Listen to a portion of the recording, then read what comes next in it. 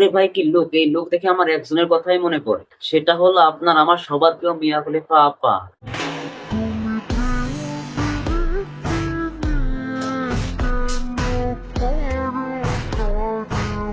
প্রেম প্রীতি নিয়ে কারবার করতে চায় না, আমি তোমাকে নিয়ে কারবার করতে চাই। তুমি একবার আমার কাছে এসো, প্রেম প্রীতি না অনেক কিছু নিয়ে কারবার করবো, কথা দিলাম।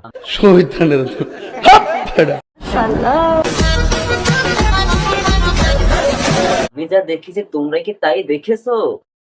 দেখে তো আমার টয়লেটে যাইতে ইচ্ছা করতেছে। গাইস ওয়েট, আমি একটু টয়লেট থেকে আসি। টয়লেট থেকে এসে এখন আরাম লাগছে। লজ্জা করে না? গাইস তোমরা বলবো না, পেটে চাপ দিছিল তাই পেটটা হালকা করে এলাম।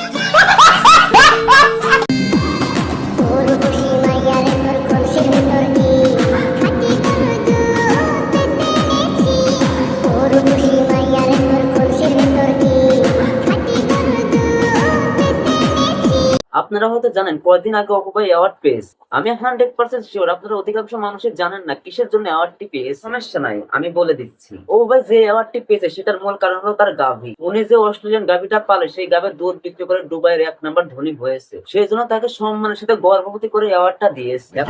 কিভাবে জানেন? এখন তো আপনারা বুঝতে পারছেন, বুঝতে পারলে কমেন্টে বলে যা।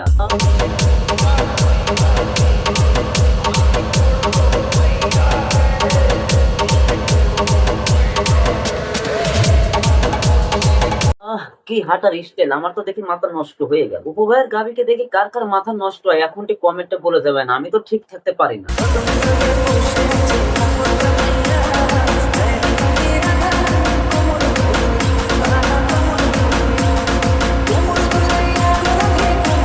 নদীতে একা একা গোসল করছো, আমি একটু আসি তোমার সাথে গোসল করি আর দুধ।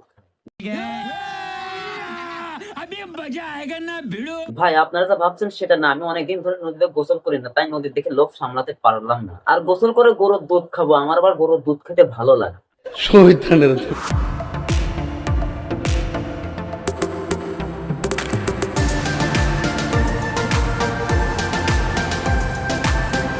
ইস, আফসোস আমি দুবাই যেতে পারলাম না, এরকম অস্ট্রেলিয়ান গাবিকে পটাতেও পারলাম না। যদি পারতাম আমিও এরকম সোনার ব্যাস গিফট পাইতাম। সঠিক বলেছেন, আপনার বুদ্ধি ভালো। এই मारेगा ये मार। কি মারবেন? ठीक है ठीक है ठीक है, रखो रखो रखो, हाथ में चला जाएगा गंदा। Yes yes yes. Oh sorry guys, আমি ভাবছিলাম অন্য কিছু মারবে। ভাবাটা স্বাভাবিক, এরকম ফাঁকা জায়গায় পালে ভাবাটা স্বাভাবিক, কি বলেন দর্শক?